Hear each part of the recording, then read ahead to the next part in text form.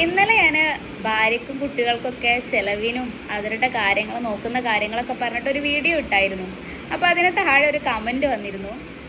ഭർത്താക്കന്മാർ അധ്വാനിച്ച് കൊണ്ടുവരുന്ന പണം അത് ഭാര്യക്കും മക്കൾക്കും മാത്രമല്ല, ഉമ്മക്കും ഉപ്പാക്കും ഒക്കെ അതിന് അർഹത ഉണ്ട്. അവർ മാത്രമല്ല അവകാശി.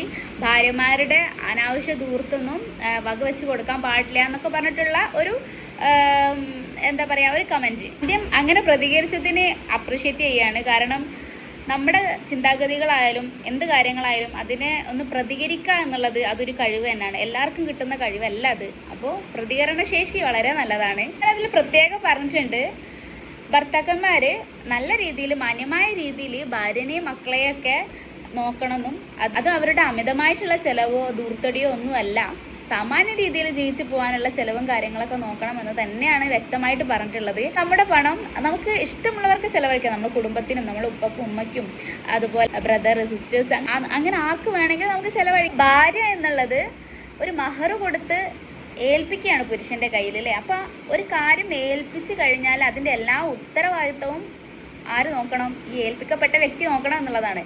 ആ നിലക്ക് നോക്കുകയാണെങ്കിൽ ഭാര്യ മക്കള് എന്നുള്ളത് തന്നെയാണ് പ്രയോറിറ്റി, ഫസ്റ്റ് പ്രയോറിറ്റി എന്ന് പറയുന്നത്.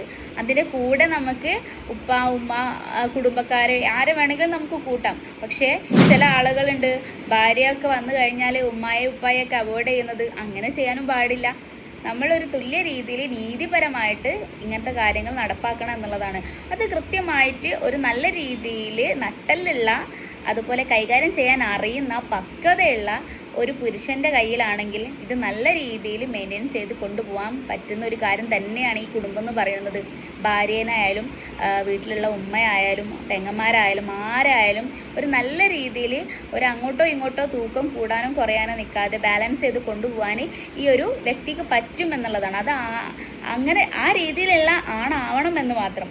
So growth your mind, change your life. By.